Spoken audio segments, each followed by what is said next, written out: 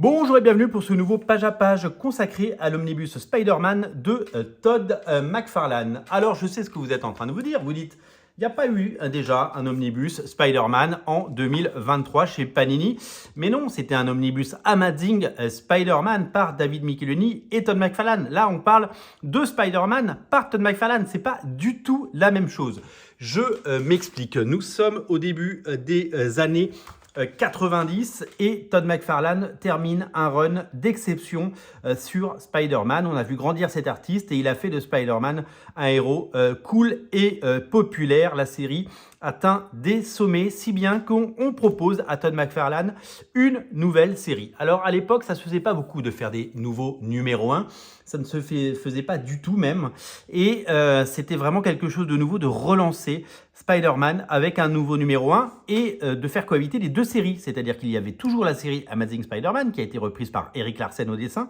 Et il y a eu cet omnibus Spider-Man, cette nouvelle série Spider-Man qui a été lancée en grande pompe et qui a été un véritable phénomène. Todd McFarlane, qui était simplement dessinateur sur la série, devient scénariste et dessinateur et on lui donne les clés du camion pour réaliser sa propre série qui atteindra des sommets puisque la série va se vendre à plus de 2,5 millions d'exemplaires, ce qui est absolument phénoménal. C'est la meilleure vente de Spider-Man de l'histoire, si bien que Todd McFarlane quittera la série au bout d'une quinzaine de numéros pour partir chez Image Comics et créer sa créature Spawn. On reconnaît ses poses qui évidemment sont souvent les mêmes.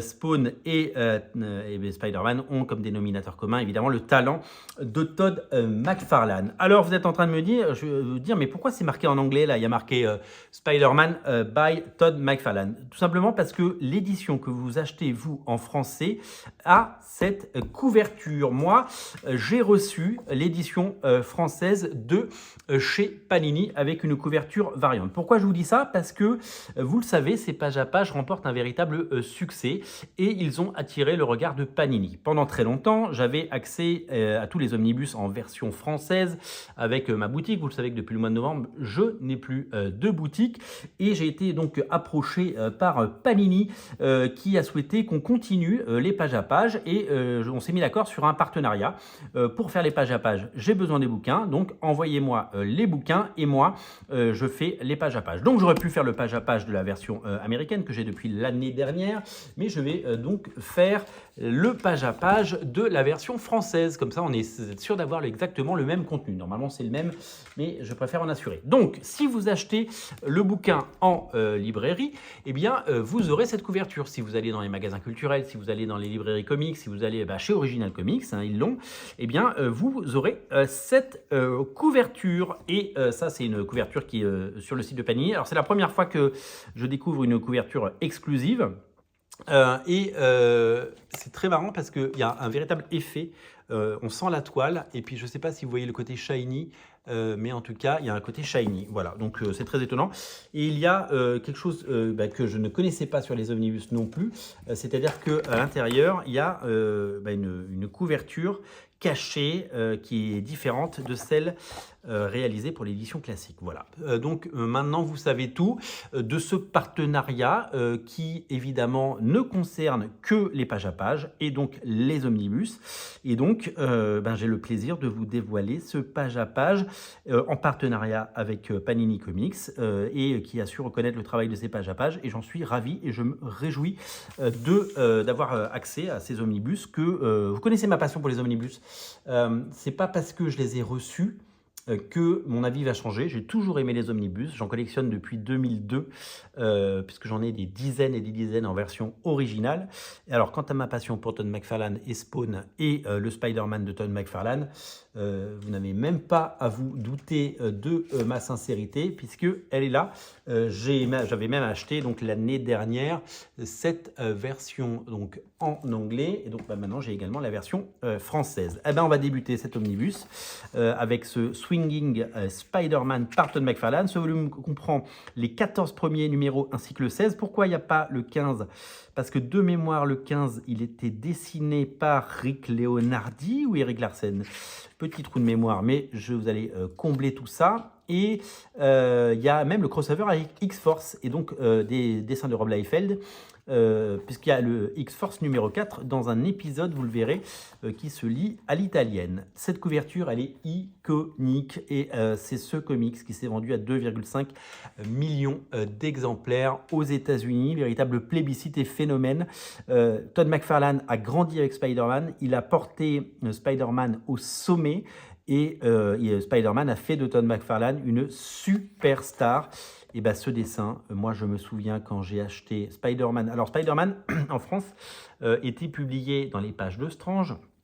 Et quand ce Spider-Man est sorti de Todd McFarlane, scénario et dessin, eh bien, ils ont fait des albums qui sortaient tous les 3 mois, où on avait 4 numéros de mémoire. Et quand j'ai découvert ces pages, on était autour en France, on devait être en 93 ou 94 peut-être, ou 95, puisque ces épisodes datent de 90, hein, donc ça devait être en 92-93 pour nous.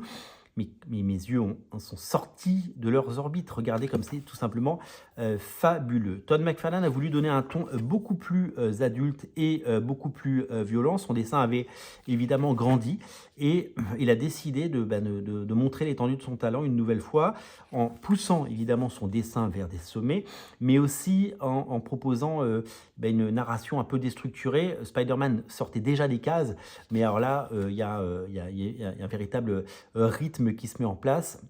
Il y a une véritable cinématographie, il y a une véritable mise en scène, et puis il y a ce doom, doom, doom qui se rapproche, cette menace, qui est ce doom, doom, doom pendant tout l'épisode.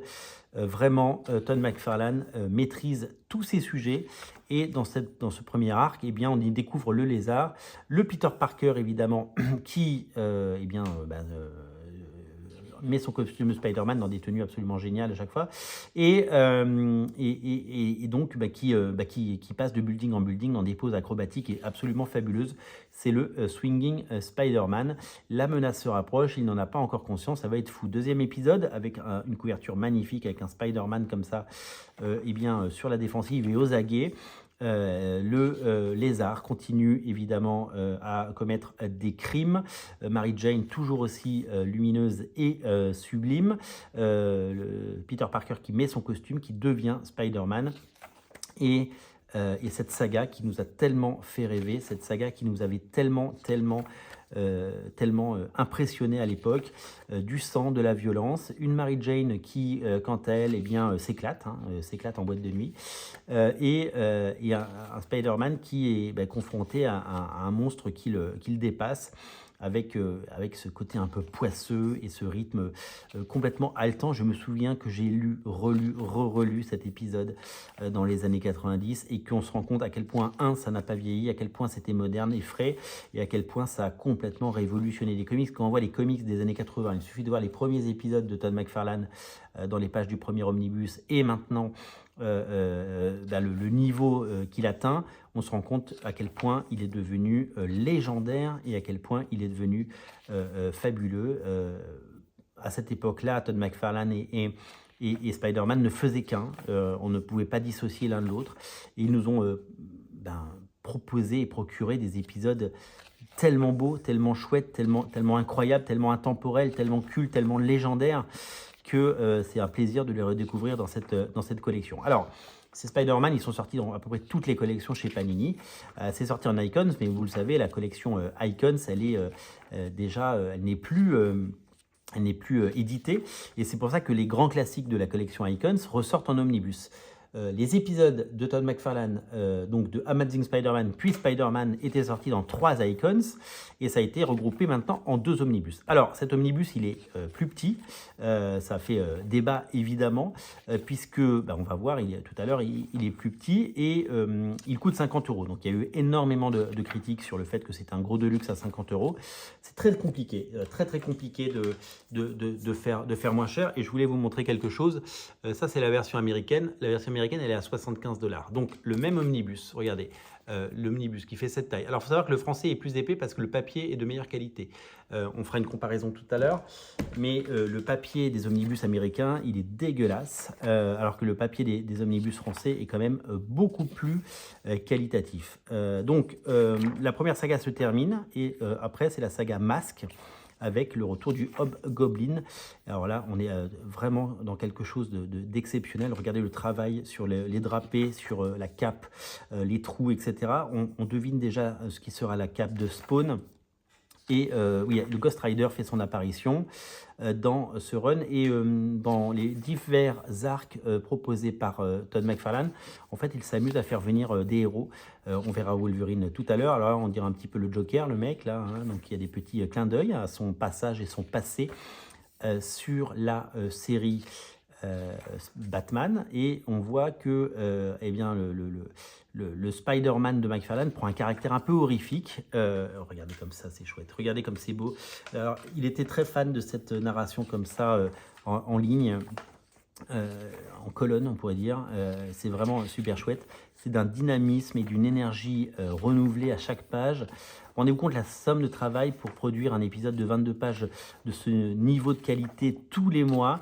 Voilà, c'était le patron, c'était le taulier. Il avait le succès qu'il méritait. Et c'est vraiment quelque chose d'assez exceptionnel. On arrive sur l'arc Perception qui met en scène le Wendigo.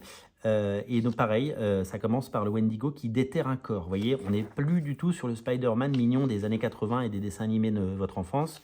On est sur un Spider-Man beaucoup plus adulte et beaucoup plus tranchant et beaucoup plus gore par moment. J. Jonah Jameson qui fait une apparition. Il part au Canada sur les traces du Wendigo. Et il va croiser la route. Alors ça j'adorais là, le côté...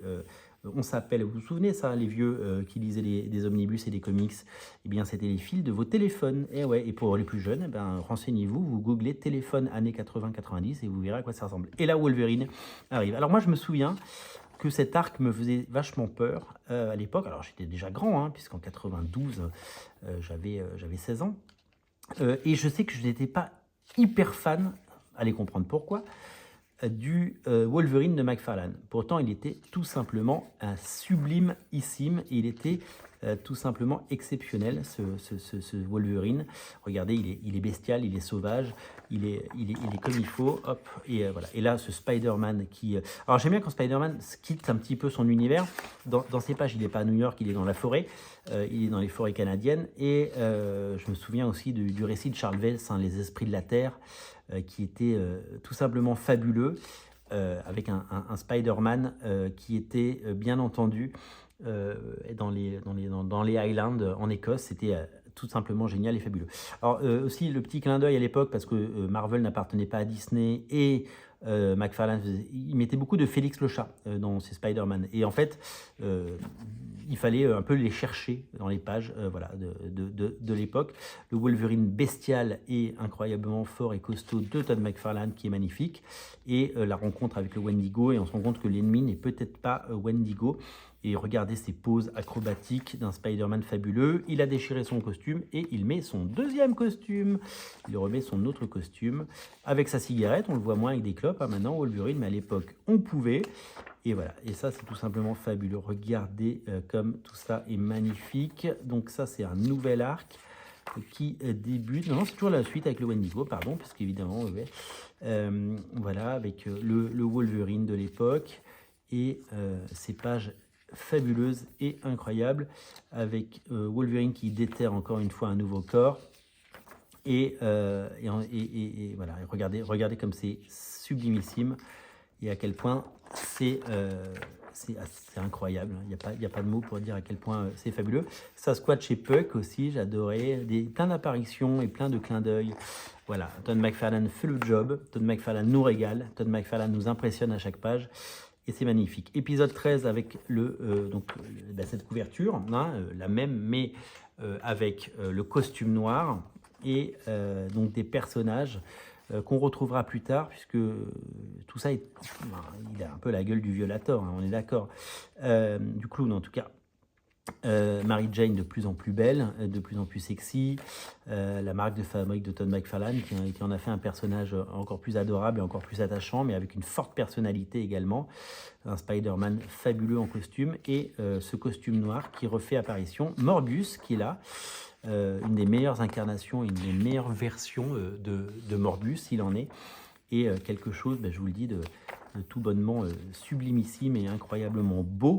c'est tout simplement quelque chose de rayonnant, voilà, c'est assez fou de voir à quel point tout ça est beau et à quel point tout ça nous fait plaisir. Voilà, ça se passe dans les allées. On est vraiment dans les prémices de ce que sera Spawn plus tard, avec des outcasts, etc. Il y a une pause sur l'épisode 15, donc qui n'est pas dans l'omnibus, qui n'était pas fait par Todd McFarlane, et on arrive sur l'épisode 16, dans lequel eh bien, on est à l'italienne. Et là, Spider-Man voit le Juggernaut dans les rues de New York, et les membres d'X-Force sont là. Donc là, il va falloir tourner un petit peu la tête, parce que je ne vais pas moi changer mon angle de vue. Je reste dans le même format. Le Rocket, Domino, Cable et tout le monde, pour Gideon qui est là, avec mon chouchou, hein, Solar, Sunspot. Quel plaisir de voir X-Force dessiné par quelqu'un d'autre, et Cable avec son armure, absolument fabuleux. Boom Boom, on était tous ainsi un peu amoureux de Tabitha Smith, qui était magnifique. Et donc, voilà, X-Force et Spider-Man qui s'unissent. Alors à l'époque, ils étaient très copains, McFarlane et Liefeld. Quelques années plus tard, ils le seront beaucoup moins. Cette couverture est signée par Rob Liefeld. Est-ce qu'il n'y avait pas une couverture qui était faite par les deux? Je ne sais plus. Et donc là, on est sur X-Force numéro 4. Vous le savez, Rob Liefeld fera une dizaine d'épisodes, je crois, de X-Force, puis quittera la série pour aller justement créer Youngblood chez Image Comics. Youngblood sera la première série à sortir chez Image Comics, et après, il y aura Spawn numéro 1. Spawn numéro 1, c'est 1,7 million d'exemplaires. Et Youngblood numéro 1, c'est 1 million d'exemplaires. Et à l'époque, X-Force, c'était 5 millions d'exemplaires. X-Force numéro 1, 5 millions d'exemplaires. C'est la deuxième meilleure vente de comics aux États-Unis. Et Spider-Man, avec 2,5 millions, c'est la troisième meilleure vente. Il se tirait la bourre, hein, à l'époque. Hein. Donc là, c'est toutes les versions des couvertures. J'avais le TPB Tourment, je l'ai eu longtemps. J'ai dû le revendre. Et puis alors, c'est plein de couvertures de McFarlane pour des magazines, Marvel Age. Je n'avais complètement oublié ce dessin. Hop, là, des couvertures un petit peu folles, les couvertures de Wizard, évidemment, le magazine qui cartonnait à l'époque, bien sûr. Hop, et puis les couvertures retravaillées avec des nouvelles couleurs. Ça, ce dessin, mais regardez-moi ce dessin recolorisé. Qu'est-ce que c'est beau, qu'est-ce que c'est beau. Voilà, donc ça, c'est toutes les couvertures recolorisées avec les techniques d'aujourd'hui. Ça, c'est l'annonce de Sabotage, donc le crossover, la couverture en noir et blanc, et là, plein de pages noir et blanc pour voir le talent.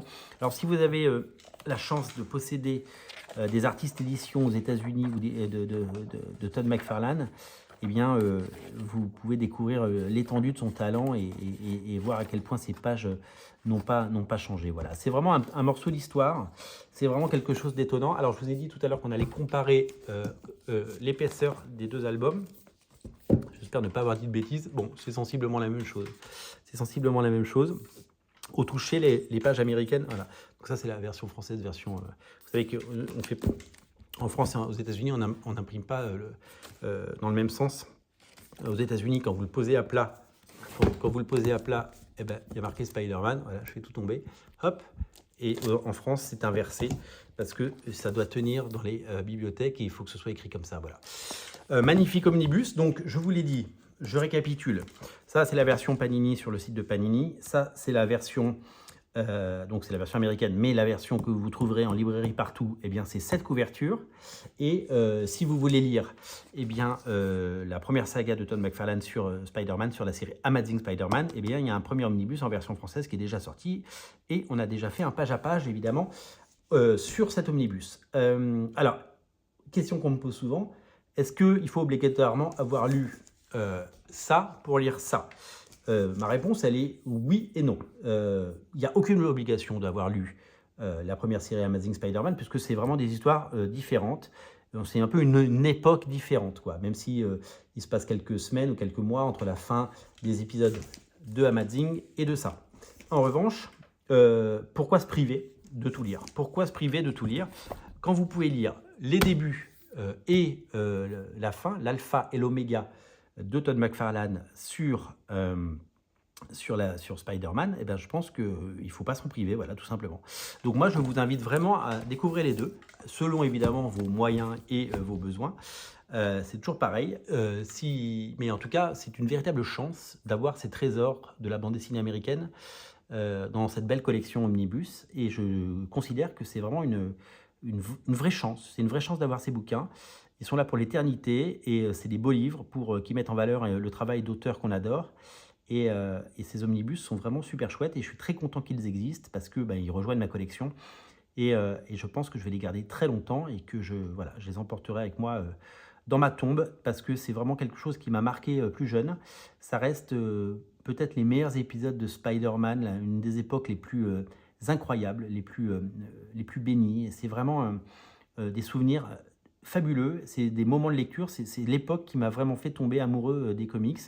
Et je pense de Spider-Man parce que je lisais très peu Spider-Man avant Todd McFarlane finalement, et c'est vraiment l'auteur qui m'a fait lire Spider-Man. Donc il y a de la nostalgie, c'est sûr, mais il y a aussi ce talent brut, ce talent incroyable, la chance que de notre vivant, eh bien, le destin de Spider-Man ait rencontré celui de Todd McFarlane et que ça nous soit arrivé à nous, dans nos mains. Humble lecteur, eh ben, il faut se réjouir de ça parce que de temps en temps les planètes s'alignent et qu'un talent comme McFarlane ait été repéré, ait pu grandir, ait pu devenir l'artiste qu'il est devenu et qu'il ait pu nous régaler sur autant d'épisodes de Spider-Man, que ce soit dans la série Amazing ou dans sa série à lui, Spider-Man, eh ben, je considère que c'est une chance, voilà, tout simplement. Donc, réjouissez-vous et feuilletez feuilletez ce bouquin en librairie si vous avez l'occasion. Essayez de repartir avec si vous pouvez. Et puis, vraiment, régalez-vous parce que c'est véritablement quelque chose d'étonnant. Et vraiment, je vous le recommande chaudement, voilà, parce que moi, ça me procure des émotions folles. Et ça fait partie de ces épisodes de Spider-Man qui resteront avec ceux d'Eric Larsen, avec évidemment ceux de Bendis et Bagley sur Ultimate Spider-Man. Voilà, ça fait partie des très très grandes sagas de Spider-Man et c'est vraiment à la fois immanquable et tout simplement génial. Vous pouvez partager cette vidéo, vous pouvez mettre un commentaire, vous pouvez mettre un pouce bleu, vous pouvez vous abonner à la chaîne. Et puis, ce que vous pouvez faire également, c'est aller sur le compte Tipeee dans le descriptif de la vidéo et vous pouvez mettre un petit billet. Vous mettez ce que vous voulez en fonction de vos moyens, de vos besoins et de vos envies. Et nous, on sera toujours là pour vous procurer ces émissions de qualité. Et je tenais à remercier donc Panini sur ce partenariat. Donc voilà, c'est le partenaire officiel des pages à pages d'Omnibus puisque c'est l'accord que j'ai avec eux. Voilà, la chance de pouvoir découvrir ces omnibus et surtout la chance de pouvoir vous les montrer dans ces pages à pages. Donc voilà, et je vous ai, comme vous l'avez vu, parlé avec mon cœur, avec toute la sincérité qui est la mienne et surtout cette passion qui me dévore depuis 35 ans, cet amour fou et inconditionnel que j'ai pour les comics et pour ces auteurs qui me font rêver, qu'ils fassent du Spider-Man, du Spawn ou du Batman. Et Todd McFarlane fait partie des légendes et quand il fait du Spider-Man, eh bien, on replonge dans nos souvenirs et puis on se rend compte à quel point c'était beau, moderne, intemporel et que ça continue de nous faire rêver. Merci d'avoir regardé cette vidéo. Salut, à bientôt.